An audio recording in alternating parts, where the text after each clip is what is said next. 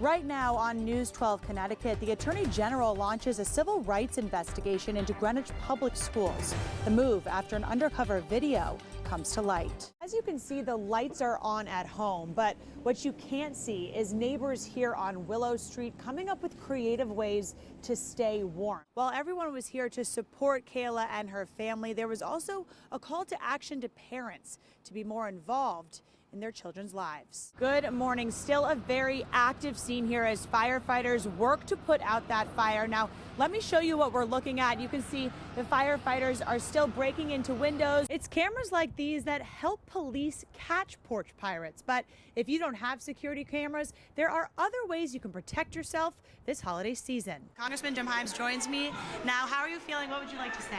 Well, I'm feeling very good. It is a somber mood here tonight in the Bristol community as they mourn the loss of two members from their police force. 35-year-old Sergeant Dustin DeMonte, he leaves behind a wife, two children. He was expecting a baby on the way. And 34-year-old Alex Hamzy, he also leaves behind a wife, two loving parents, and a sibling.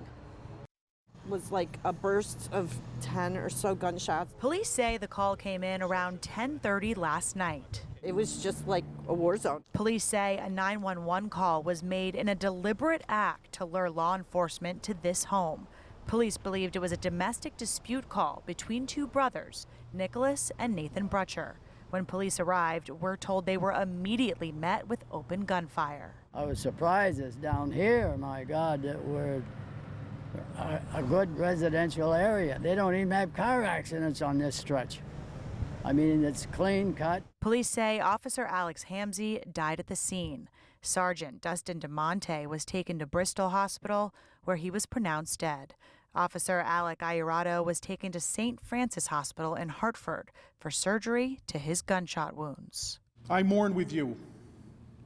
Together we'll get through this horrific event. Police say suspect Nicholas Brutcher, who is 35 years old, was also killed on the scene. His brother Nathan was taken to St. Francis for treatment. Very shocked. This is a big blow to law enforcement. Big blow. Now, it is still an active scene here as police work to uncover what led to this shooting. We'll keep you updated both on air and online. Live in Bristol tonight, Caren Pinto, News 12 Connecticut. No justice! No peace! We're marching for justice for my son, Stephen Barrier, who died in police custody on his 23rd birthday. Say it again! Stephen Barrier! Say his name! Stephen Barrier! More than 100 people joined Barrier's mother, Valerie Jaddo, demanding her son's case be reopened. Stephen Barrier! Stephen Barrier! Steve was one of the most loving, caring, not a kid that go around and make trouble for anyone. You know, he's a hardworking individual. Police chased down Barrier after a call from his sister alleging domestic violence. In body camera footage, you can hear Barrier say he was too tired to walk. Get up!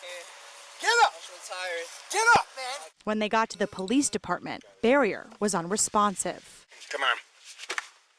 Grab your legs. The chief state's attorney said Barrier died from heart failure and that there was no evidence any force was used to take Barrier into custody, and his death was the result of natural causes. Enough is enough. There's too many names. We can't shout them all. Organizers of the march, like Bailey Potato, say they don't buy it. He was a 23-year-old boy. You don't just die natural causes from a heart attack. Why didn't Stephen receive medical attention when it was very evident that he needed it? He asked for it.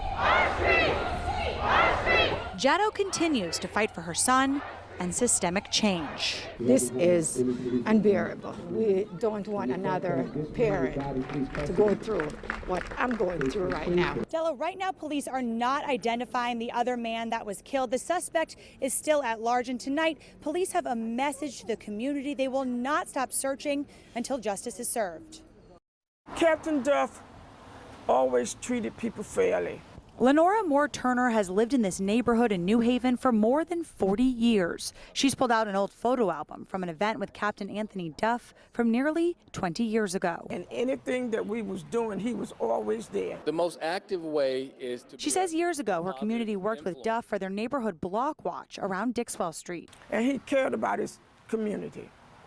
He always made sure that the especially the Dixville Block Watch, knew what was going on in the neighborhood. When she heard Duff was shot right around the corner, she was shocked. Police say Officer Duff was off duty when he heard reports of shots fired through the shot spotter.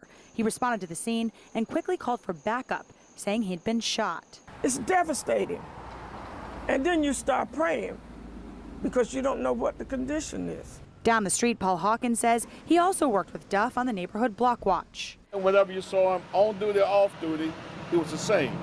You see him in the uniform, you see him out of the uniform, he was still the same person. Now he just hopes for a swift recovery for the man the police department and many others are calling a hero. All you can do is just pray for him. Pray for him and the family, you know. And thankfully, police are expecting a full recovery for Captain Duff. And police also say this is an isolated situation and that the neighborhood should not be worried. But if you have any information at all, call police. Reporting in New Haven tonight, Caren Pinto, News 12 Connecticut.